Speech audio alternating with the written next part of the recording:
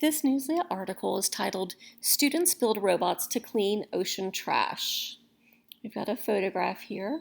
The caption says, Alexandria Country Day School, 6th graders use a pool noodle to connect underwater remotely operated vehicles, ROVs, they build for an exercise on cleaning up ocean trash. In Alexandria, Virginia's Chinookwim Pool, I'm blubbering on my words today, dozens of toy ducks and water bottles floated in the water. The SS Jaws was one of 9 other underwater remotely operated vehicles, or ROVs, to catch them. 6th graders at Alexandria Country Day School operated the ROVs. They were running experiments in tackling waterway cleanup. The students were concerned about environmental issues, said Allison McDonald. Their concerns led them to start the project. McDonald is an Alexandria Country Day science teacher. There was a lot of talk about plastic straws and other throwaways, she said. Scientific efforts to decrease ocean trash. The conversations led to learning about scientific efforts to decrease ocean trash. The National Oceanic and Atmospheric Administration is a government agency. It studies and teaches people about the environment. The agency's guide to ocean plastics states that scientists think about 8 million metric tons of plastic enter the ocean every year. That's the weight of nearly 90 aircraft carriers, the guide states. Aircraft carriers are giant warships. The students were inspired by other ROVs picking up ocean trash. They checked out seaperch.org, an educational underwater robotics program. The teams made their own Sea Perch ROVs to collect plastic.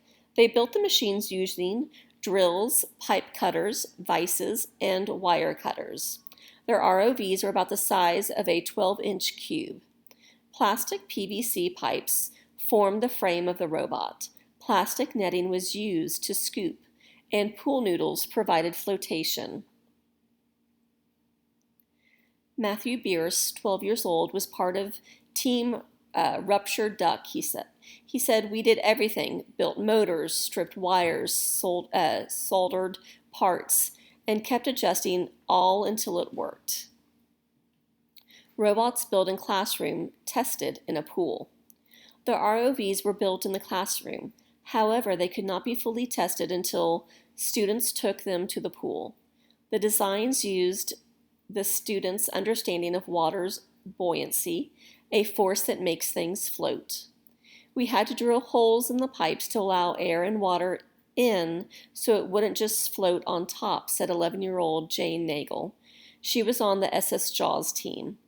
The weight of pipes and netting determined the amount of flotation needed. Small propellers controlled vertical and horizontal movement. Anaya Usman, 12 years old, said her team debated the netting's shape. We only had sides first, but decided to add a top to keep the debris in, Anya said.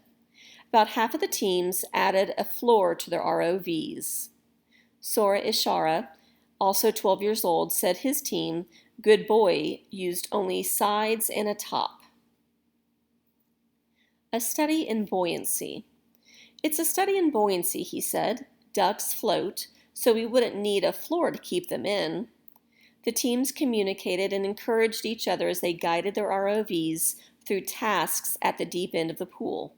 The challenges required the ROVs to collect items from within a concentrated area. Then the ROVs gathered items floating across a large area. Another task involved joining 2 sea perches together using a pool noodle.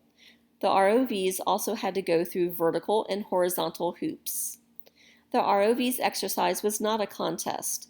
The students worked in teams to test their own designs and their ability to move around. Good Boy collected the most ducks, 40 in one run. I thought we'd come to the pool and everything would work perfectly, said Vivian Koskas, 12 years old. It didn't. Some ROVs sank. Some tilted to one side, and some had control issues. ROVs with floors often need adjustments, so openings were at the right scooping level.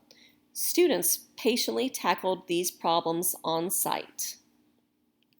"A mistake is not the end of the world," said McDonald. "Fixing it builds confidence." Keeping cool under pressure and adjusting your ROV as you go were crucial, said Liana Gomez, 11 years old. "We were learning to think through problems in a real-world situation."